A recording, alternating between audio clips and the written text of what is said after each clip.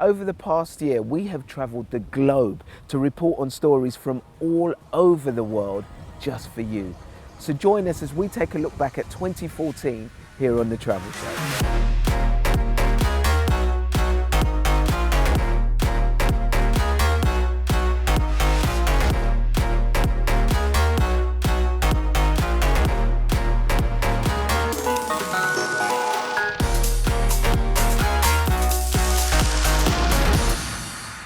No hands.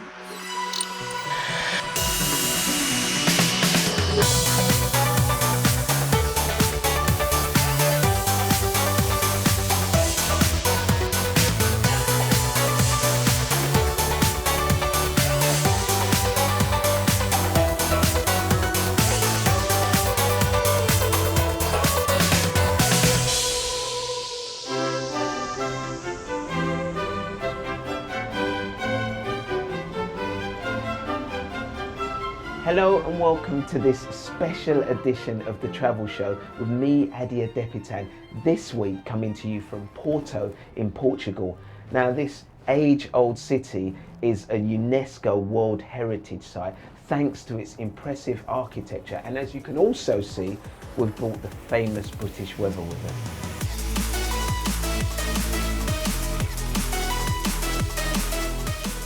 And Portugal is just one of more than 40 countries The Travel Show has reported from this year.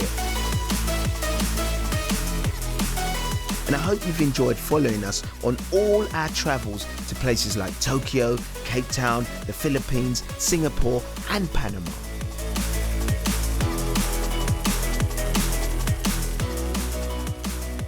But let's start our look back to 2014 here in Europe, when Krista travelled to the First World War battlefields in Belgium back in March as they prepared to mark a very special anniversary. The First World War raged across Europe and the world from 1914 to 1918. Both the German and Allied forces dug in and fought a slow-moving, brutal war from frontline trenches. Flanders saw some of the heaviest fighting during the war, and millions lost their lives here. This is part of a trench system that stretched all the way from here in Belgium down to the Swiss border. So this is a German trench built in 1917. It's German because, for instance, of the wattle work. And also the Archaeologist Mark de Wilde has been involved in the excavation of trenches in the region, some of which are now open to tourists. Archaeology brings daily life in the trenches much more than, for instance, in the written material. So with all the finds we have, we really can imagine how they lived. A pretty grim reality, I imagine. Yes. Is there a danger, do you think, that it could become over-commercialised, this event? There's always a danger, I think. It's all about remembrance and so on, respect for the soldiers who died. This should be the focus of this centennial. Most tourists coming to this region are looking to the past, but in Ypres, the focus is very much on the present and the commercial opportunities that the 100th anniversary will bring. The In Flanders Fields Museum has been refurbished, increasing its exhibition space by 50%. Local hotels are expanding, 20 new B&Bs have opened. Good morning. Hello, How are you today? Very well, thank you. Oh, gloves off. And tour operators like Carl Erg are anticipating a major boost. What we have seen over the last year is a steady increase of visitors. For a very long time it was World War II that overshadowed the First World War. And now it's getting the attention that it really deserves. The question is, can this town capitalise on the opportunities the anniversary brings without selling out its important commemorative role?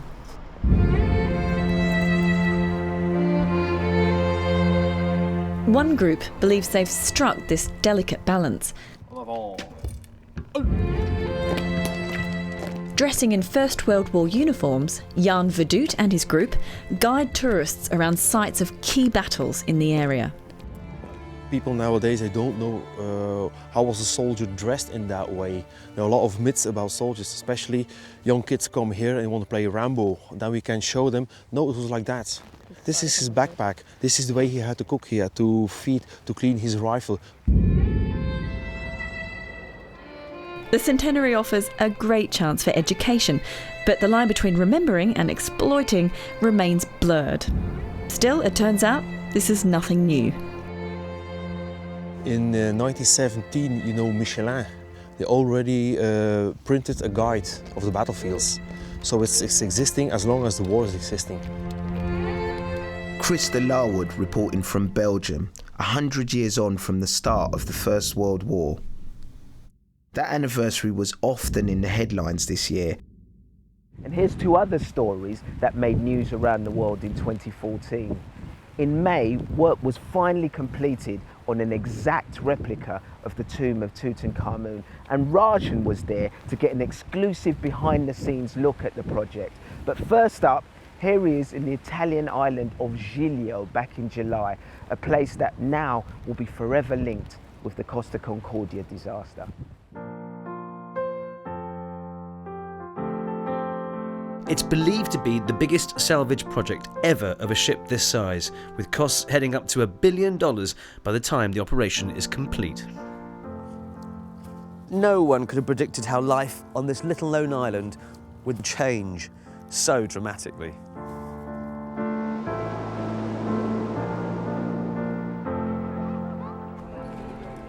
The number of people staying at least one night on the island fell by a quarter in the year after the disaster, the regular vacationers clearly deterred by the wreck. But out of disaster has come opportunity, and the wreck has now become a somewhat macabre tourist attraction in its own right. And over 500,000 people have come to see the stricken ship over the past 3 years. Before we rush to judgment too quickly about the day trippers that come over to see the wreck of the Costa Concordia, it's probably wise to remember that a whole mini-industry was spawned from the disaster that was the Titanic, and that even today people go to the World Trade Center in New York to pay their respects to the dead.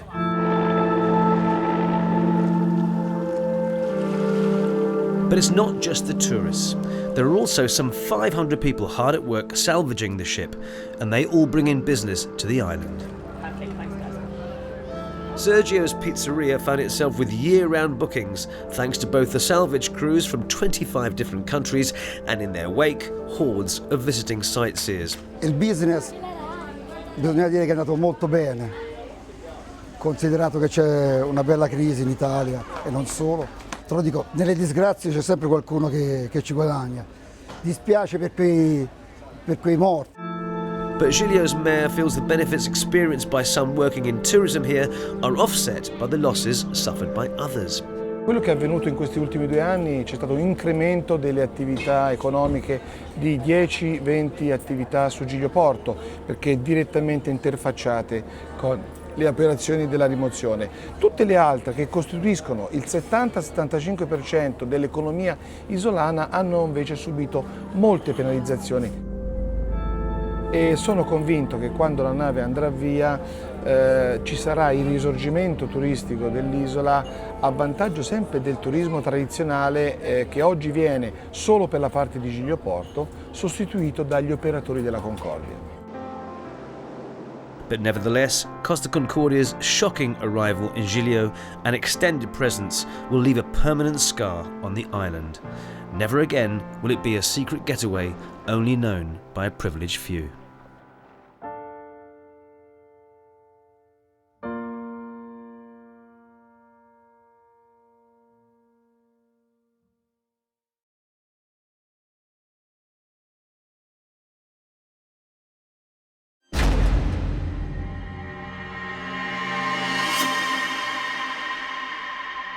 For more than 3,000 years, this tomb survived intact, in almost pristine condition. But after only 9 decades of tourism, with up to 1,000 visitors trooping in here every day, well, the conditions deteriorated dramatically. And the main reason for that was this: human breath. Over the years, since Carter opened the tomb up, the constant changes of humidity, the changes in moisture levels, the airborne pollutants that come in with the people have an effect on the tomb. It's not just only the breath, but also there are some people, they touch the walls. And sometimes the people whom they have sleeves, so sometimes from the body itself, from the skin itself. So it's not so good for and the antiquities generally. Okay. It's not only Tutankhamun. Urgent action was needed. Previous attempts at conservation had only made the problem worse, which left one previously unthinkable option, and arguably commercial suicide for Luxor: closing Tutankhamun's tomb to the public.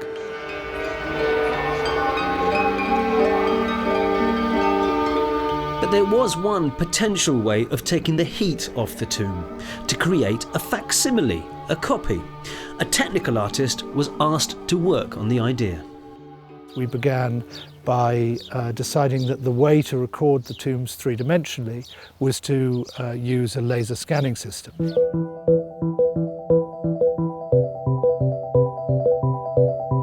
It was a complex job.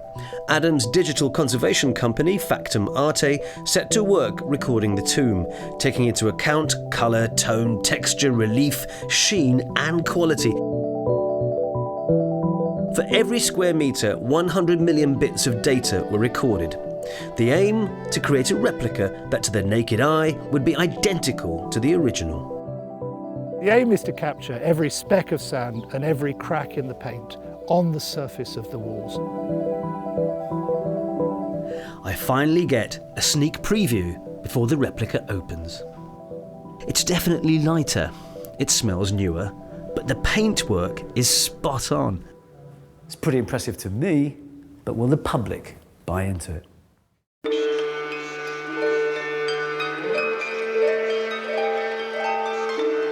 I asked an Egyptologist who lives locally to give me a more informed perspective. This is the first time we've seen this? First time virtually anybody has seen It's this? the first time I'm coming here. I'm quite surprised. Ooh, what do you think? Come closer. No, I speak, from my heart. Well, I'm sorry, but I have to say it's marvelous. Perfect. But it's perfection. It looks so old, it looks so true.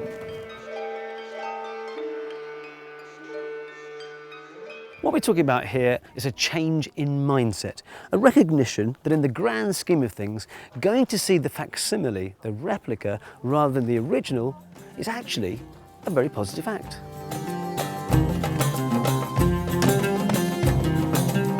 Rajan reporting from Egypt back in May. And if you're keen to see more on that amazing replica tomb in the Valley of the Kings, make sure you catch the travel show next weekend.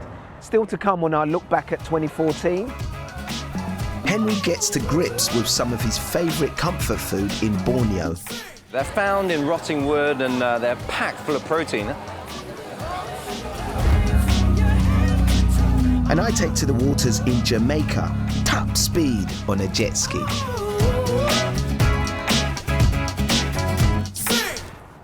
Now, there's no doubt that one of the things that makes travel so interesting is the food that you find yourself eating along the way. And food can tell you so much about a place. It can help you connect with the people and the country. So to continue our look back at 2014, here's some of the food that we found ourselves eating on the travel show this year. And you know what? It all looked pretty delicious to me. Apart from those grubs in Borneo, I'm not into food that moves on my plate. I mean, what is that all about? Aha! Now these are Sega worms. Look how many there are. Usually you'll find some poor contestant on a reality adventure show trying to wolf one of these down. But here in Sarawak, for the Iban, they're actually a bit of a delicacy. They're found in rotting wood and they're packed full of protein. And they're not too bad, very juicy. But I don't think a lot of people back home would enjoy these. But I love them.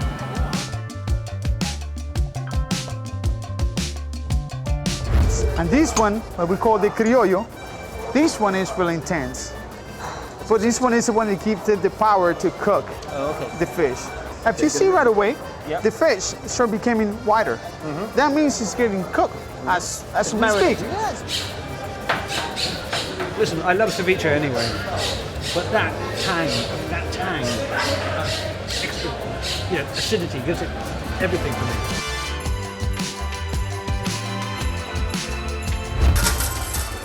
So I've got my ticket, so I give it to the waitress and hope for the best. Arigatou gozaimasu.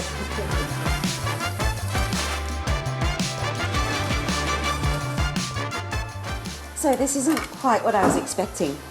These noodles here are cold, but I've been watching everyone else and they've all been putting them in this hot soup. So here goes.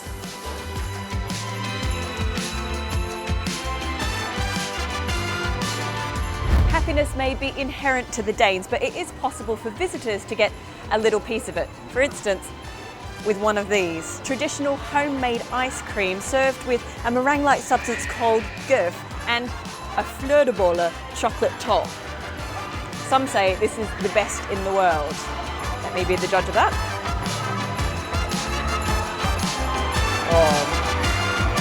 It's pretty good. Up next on the Travel Show, we pride ourselves as being an adventurous bunch, and hopefully this next set of reports will prove that. There's Henry showing his quad biking skills in Thailand, and Rajan trying to release his inner cool and failing to become a rock star in Panama. But first up, I headed to Jamaica to explore the safety issues surrounding jet skis. I mean, who said water sports couldn't be wheelchair friendly? So I'm going to get on with you now. Yes. Go out there, make sure you have an understanding on how to properly use it. Okay. You start, press the green button. Also to make sure that I bring it back, I suppose. Nice and then easy going now. Okay.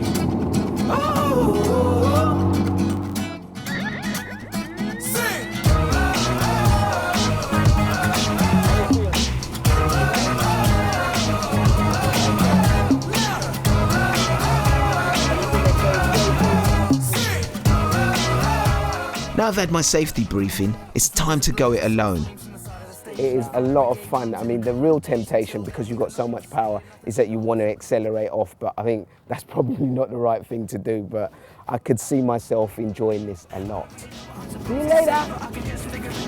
Woo!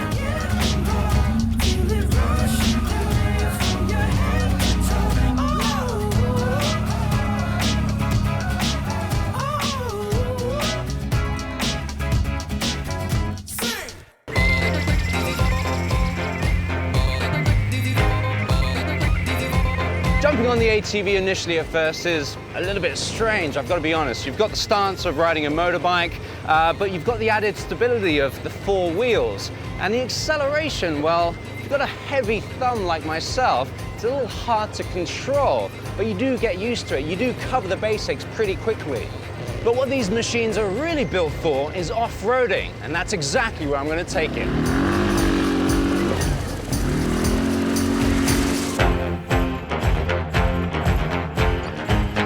Racing through the jungle gives you a sensation that's unique.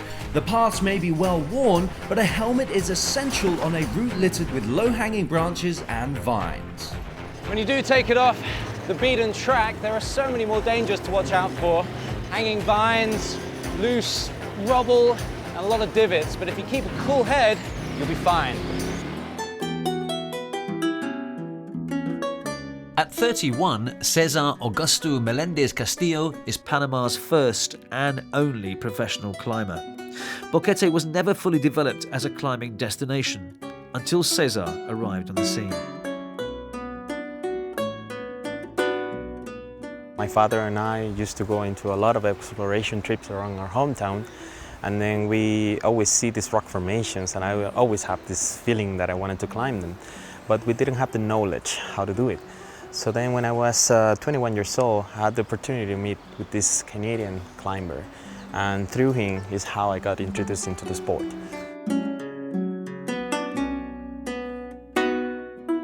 My turn to scale this rock face like a wild mountain cat. Or not. Okay, let's go for it. Okay, let's go for it.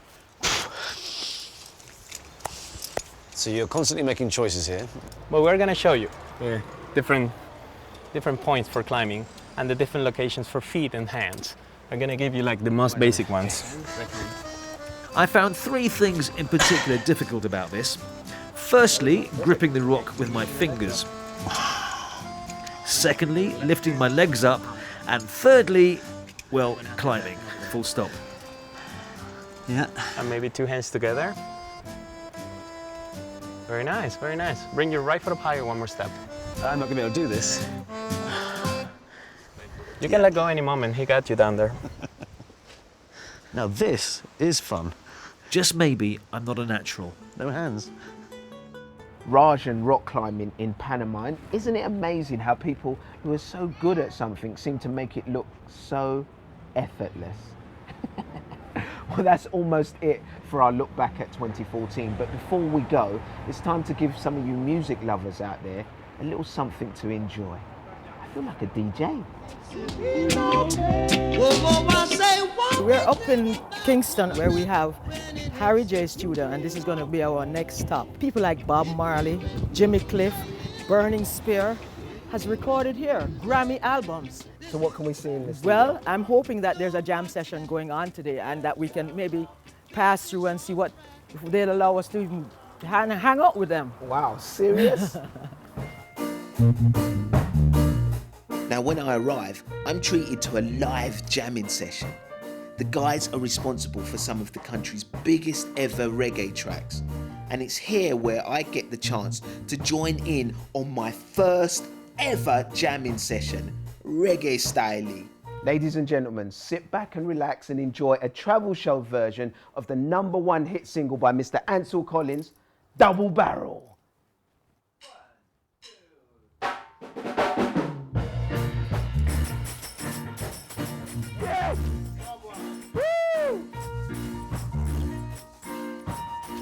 Me jamming at the Harry J Studios in Kingston, Jamaica back in August. Amazing. And I was loving the tambourine. Listen, that's it for us and our special look back here on The Travel Show. And remember, you can keep up with us on the road by signing up to all our social media feeds. All the details should be on your screens right now. But for now, from me, Adia Depitan, and all the Travel Show team here in Porto, Portugal, have a very, very happy new year. Feliz Año Novo. See you in 2015.